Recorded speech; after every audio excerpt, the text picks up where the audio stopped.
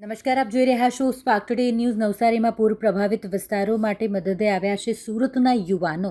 નાતજાતના ભેદભાવ ભૂલી સુરતથી યુવાનોની ટીમ નવસારી પહોંચી ગઈ છે। પૂરના પાણી ઓસર્યા બાદ નવસારી અને આજુબાજુના વિસ્તારોમાં સર્જાયેલી તારાજીને જોઈ યુવાનોએ મદદનો હાથ લંબાવ્યો। સુરતની રાવ મોહમ્મદ ઇરફાન અને તેમની યુવા ટીમ મદદ માટે પહોંચી ગઈ છે। પૂરના પાણી ઘરોમાં ફરી વળવાથી જરૂરિયાતની કિંમતી ચીજવસ્તુઓ બગડી ગઈ હતી। કુદરતી હોનારતમાં વિકટ પરિસ્થિતિમાં મુકાયેલા આ તમામ જે પૂર પીડિતો છે તેમના માટે આ ટીમ દૂધ, બિસ્કિટ, પીવાનું પાણી અને નાસ્તાની સામગ્રી પહોંચાડી હતી।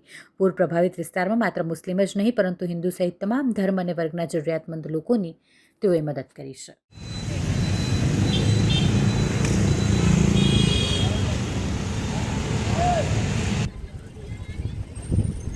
ચાલ એક પેઢી તો તમે રેકોર્ડિંગ નહીં આપી, આ બીજી પેઢી પર તમારે રેકોર્ડિંગ આપ।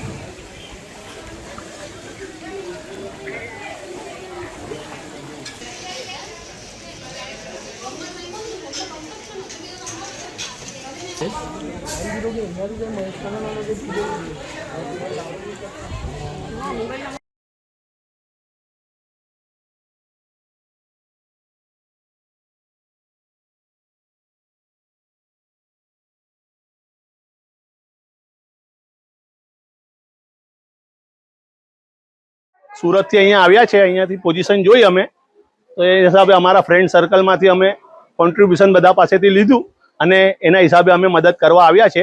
હિન્દુ છે, મુસ્લિમ છે, અમે કંઈ નથી જોઈ રહેલા।